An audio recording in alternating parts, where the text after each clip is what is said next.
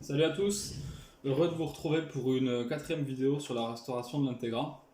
Donc cette vidéo va être un peu différente des autres, parce que pour être franc, j'ai beaucoup avancé sur la bagnole sans montrer ou sans monter de vidéo, sans monter surtout de vidéo.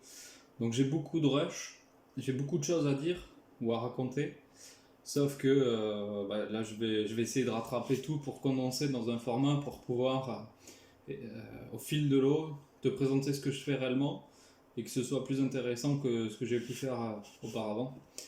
Donc je sais pas si tu te souviens, sur les dernières vidéos, je te parlais de mon problème pour souder.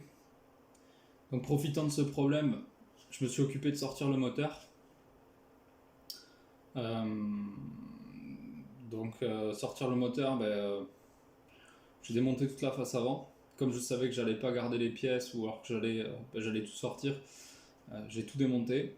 Donc je vais te laisser avec un petit rush pour te présenter ce que j'avais pu constater lors de ce démontage. C'est pas intéressant que je te montre le démontage, donc je préfère te montrer ça. Donc je te laisse voir. Au niveau de la face avant, c'est plutôt sain, hormis là où c'est vraiment dégueulasse. Mais c'est dégueulasse crade, pas dégueulasse rouillé. Là, il y a un peu de corrosion. Donc bon, c'est pas la mort. Sachant qu'en plus, elle avait tapé. Alors ça, est-ce que c'était d'origine?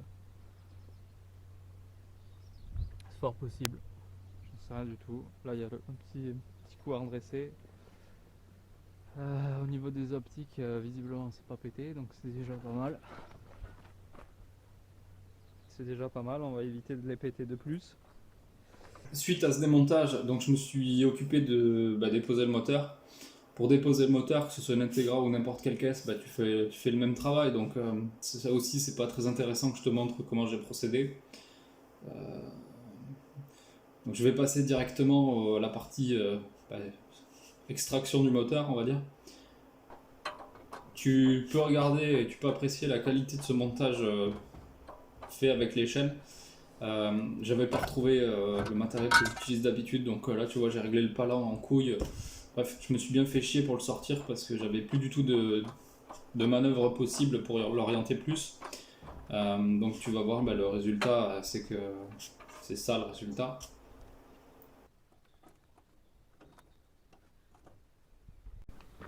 T'inquiète, moi aussi je plains la baie moteur. Mais là, on fait comme on peut. Elle aura un peu mangé, mais bon, c'est pas grave, elle avait déjà mangé auparavant. Et de toute façon, je pense qu'elle va avoir droit à un nouveau coup de peinture. Et j'essaierai de ne pas remonter le moteur tout seul. Ça évitera de tout niquer.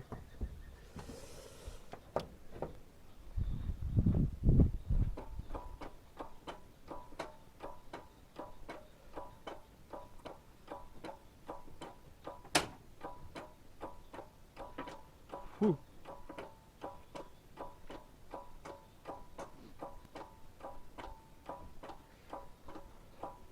Bon, après, il faudra arriver à la faire rouiller dans la calafe.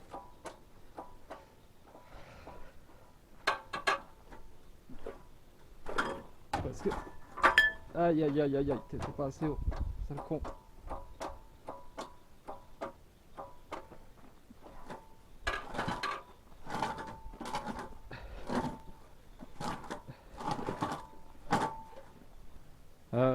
Donc, ouais. L'avant est plutôt sain, à part que tous les cylinder blocks qui sont dead, notamment là-bas. Alors, je sais pas ce qu'ils ont fait, s'ils ont resserré caisse roulevée et puis dès qu'elle s'est foutue au sol, ça a tout niqué, mais ils seront à changer. En tout cas, ceux des bras à ce niveau, de ceux que j'ai vus, ils sont morts. Il y a un soufflet de crémaillère à changer, l'autre j'ai pas regardé, mais bon. À tous les coups, quand je vais tout démonter, il faudra tout refaire quoi. Donc cylinder block, cylinder block, peinture tranquille, soufflet de crémaillère. Je pense qu'au niveau du compartiment moteur, au niveau de la peinture, tout ça ce serait rattrapable. Tu vois, bon, ça c'est les caches qui ont frotté, qui ont enlevé la peinture, mais hormis les accros là qui auraient pu être sauvables avec des raccords, j'avais pas envie de faire sauter tout ce qui est sur le tablier pour le repeindre. Donc je pense que ça va rester comme ça, puisque tout le système de freinage, j'ai pas envie de le démonter. Donc bon, on nettoiera parce que tu vois ça, les traces d'huile, de gouttelettes, je sais pas ce qui s'était passé, si c'est un moteur pété ou quoi, mais il y en a partout. Donc bon, nettoyage. Je pense que je repeindrai la partie avant là, je masquerai tout ça. Je vais peindre toute la face avant. Là on a vu que ça avait tapé, donc c'est bien pour ça que cette partie s'est corrodée au niveau des plis.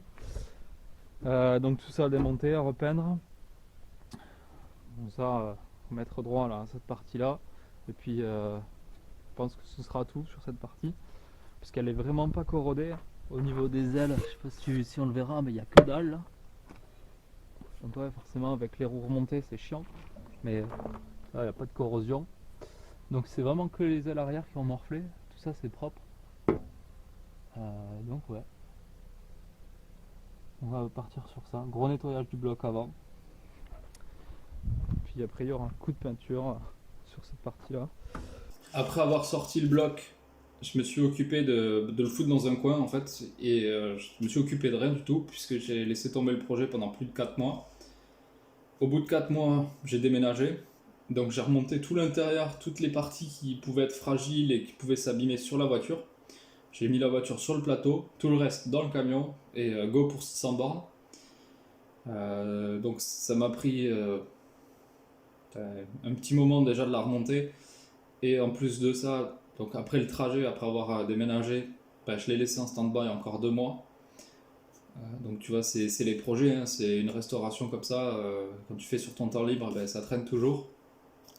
Euh, donc bon, je vais te remontrer là maintenant ce que tu vas pouvoir voir. En fait, c'est quand j'ai repris le projet. Donc on devait être courant octobre 2022. Sachant que les dernières vidéos que tu as vues, c'est mars 2022. Euh, donc bon, j'ai repris le projet comme ça, j'avais remonté la voiture, donc l'objectif c'est de tout redémonter. Je te laisse regarder ce que j'en disais à l'époque. Donc tu vas voir, on va reprendre le petit travail sur cette caisse. Comme tu peux le constater, ben, je l'ai foutu à l'abri, je suis tranquille dans le garage. Donc elle est sur chandelle.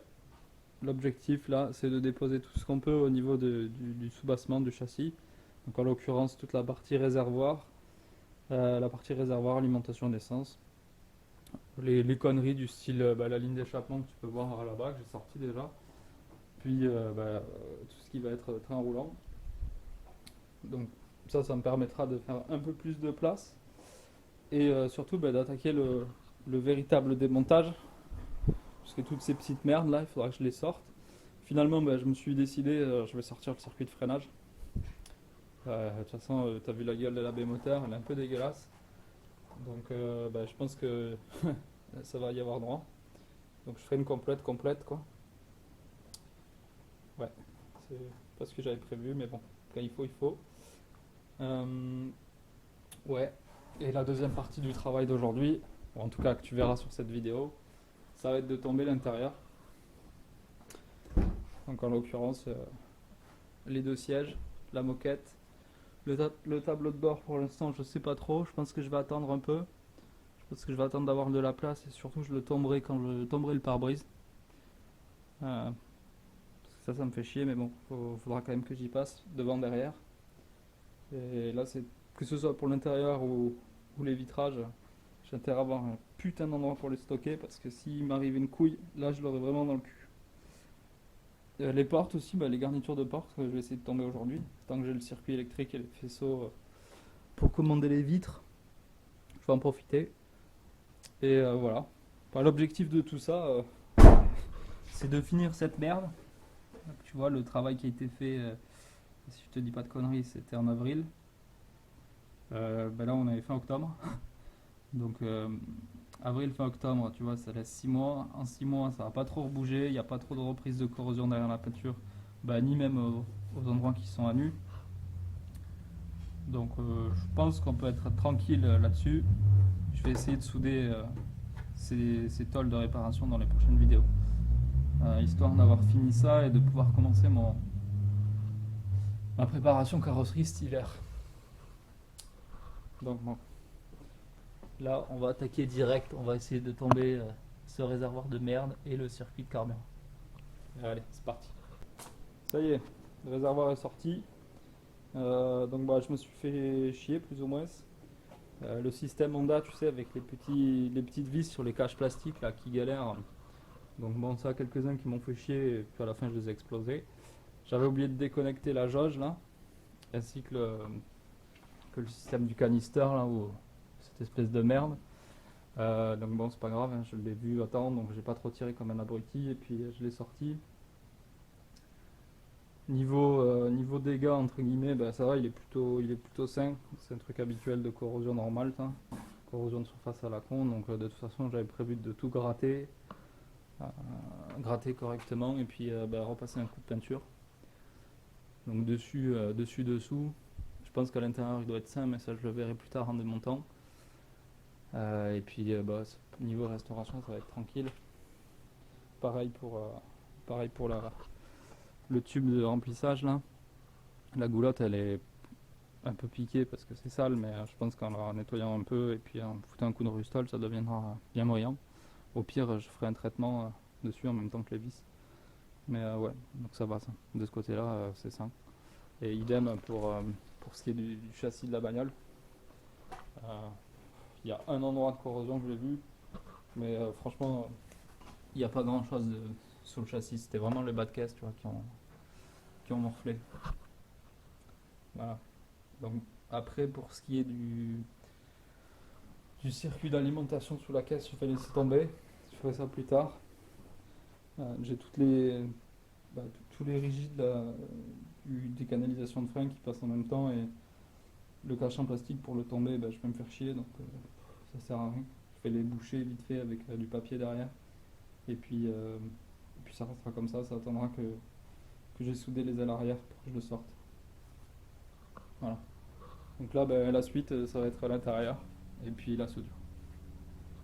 Après avoir sorti toute la partie réservoir, machin, je me suis occupé de sortir l'intérieur.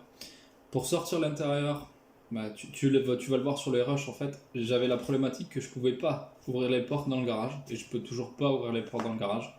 Donc je peux ouvrir une porte partiellement si je serre la voiture d'un côté. Ou... Bon, bref, c'est pas terrible. Donc là, je l'ai sorti dans l'allée. Et j'ai démonté comme ça, voiture dehors. Donc j'en ai profité tant qu'elle était sur ses roues. Je te laisse voir. Parce que là aussi, j'ai découvert des trucs, forcément. Ça va être un peu le constat de cette vidéo, quoi.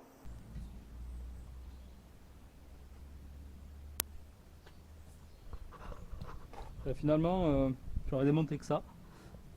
Donc virer la moquette, les sièges, le bordel, le faisceau. Petite surprise sur le faisceau, tu vois, genre c'est un domino d'usine là, sur ce qui est le capteur ABS. Alors pourquoi ils m'ont coupé le capteur ABS, cette bande de gland? Si ça s'est fait en chaîne et qu'ils l'ont réparé ou si ça s'est fait après. Mais voilà. Après, que dire? Pas eu de mauvaise surprise. Ah si, de voir que ces vides de custode étaient collées. Je pensais m'en sortir en démontant facilement et que c'était le joint qui les prenait. Mais visiblement non. Donc je vais voir. Je vais voir comment je peux faire. Et sinon après tu vois, j'ai commencé à tomber le tableau de bord. J'ai vu le branchement de l'alarme là. Tu vois ça? Branchement de l'alarme là, qui est bien dégueulasse. Donc ça je vais le virer. Puis voilà. Ah oui, c'est ça que j'ai pas réussi à sortir toujours. J'ai pas réessayé, mais il faudrait que je me démerde. Idem pour les baguettes sur les portes. Mais bon, là tu vois, là je vais plier. L'objectif de faire tout ça, bah, c'était de pouvoir reprendre le chantier là où je l'avais un peu laissé. Donc j'ai remis la voiture dans le garage sur chandelle. J'ai attaqué les soudures. Je me suis bien fait chier à souder ces trucs là. Mes tôles étaient clairement pas parfaites. Donc là, ça c'était un truc que j'aurais pu mieux faire, que j'aurais dû mieux faire. Donc j'ai eu quelques petits ajustements. Quand j'ai soudé, j'ai fait des conneries. Donc j'ai rien de très pas présentable, mais parce que oui, c'est pas présentable. Tu vas voir un mec faire des points, sortir sa meuleuse, faire des points, sortir sa meuleuse. Ça n'a aucun intérêt. Donc je te laisse regarder le résultat final, le résultat brut. Et puis après, je te ferai un petit débrief vite fait de ce qu'il faut conclure de ça, quoi. Ça fait visuellement acceptable, c'est mieux que le trou, mais c'est pas parfait. Donc je vais devoir jouer un peu sur le mastic alu. Donc mastic alu au niveau des soudures et au niveau des zones de meulage. Là, tu vois, c'est pareil, un petit peu de mastic, mais ce sera léger, donc la tôle d'origine qui s'est remise en place correctement. Et de ce côté-là, du passage de roue, donc voilà, la pièce est adaptée comme on peut, hein. Et bon, tu vois, j'ai encore un peu de corrosion là-haut, je vais la gratter, je vais finir de faire ça. Et donc ça, ce sera reposé, je passerai ma peinture anti-rouille, plus je remettrai une couche d'anti-gravillon proprement là. Donc il faut que je nettoie tout ça, on va refaire tout ça propre. Donc bon, tu vois, ça se voit moins, on va dire, entre guillemets. Donc ben, comme de l'autre côté, je vais cacher la misère au mastic alu. Donc le passage de roue là, tu vois, qui est reposé, je mettrai un petit joint là-haut, je ferai un petit joint en bas, je me mettrai mon anti-gravillon. Bref, pour cacher tout ça. Et de ce côté-là, bah, c'est pareil, au niveau du pied de porte, il y a quelques soudures que j'ai pas pu meuler. Je vais, je vais y passer avec mon petit mastic alu sur toute la partie soudure. Et une fois que l'après sera passé, bah, tu verras plus rien, donc ce sera très bien. Donc voilà le résultat brut, hein, je te le cache pas. Dans l'ensemble, moi j'en suis moyennement satisfait, mais bon, c'est toujours la restauration. Je suis pas un professionnel, donc c'est du travail d'amateur. Ça me convient, dans le sens où il n'y a plus le trou. Ça me fait chier, dans le sens où j'ai fait des conneries que j'aurais pas dû faire. Mais c'est la restauration, quand tu apprends, quand tu fais des trucs que t'as pas fait. Et là, typiquement, bah, la prochaine fois, je saurai quoi faire. Et surtout, si tu as un truc à retenir, c'est que quand tu penses que tu vas pouvoir faire mieux et rattraper un truc que tu as foiré, réfléchis-y vite à deux fois, parce qu'il y a quand même bien 50% de chance pour que ce soit plus merdique que ce que tu as fait avant. Donc là, typiquement, moi je suis tombé dedans. Il y a un côté que j'ai fait, je me suis dit, ouais, vas-y, je le fais, l'autre, je l'ai pas fait. Mais je pense que j'ai très bien fait de pas le faire, l'autre. Donc, tu vois, c'est des trucs qu'il faut pas oublier dans une restauration, c'est que ouais, ça peut être parfait, mais généralement c'est jamais parfait, où il y a toujours une couille. Donc, bah, c'est mon expérience perso, mais bref, quand il y a une couille, des fois il faut l'admettre, quoi. Voilà. La couille est faite, c'est fait. Moi j'ai fini sur la partie soudure. Maintenant on va pouvoir attaquer le truc cool. On va pouvoir attaquer la carrosserie. On va pouvoir faire de la poussière partout. Et la poussière c'est mieux que la limaille. Ouais, c'est mieux, c'est moins chiant. Donc je te dis à bientôt pour une prochaine vidéo et ciao.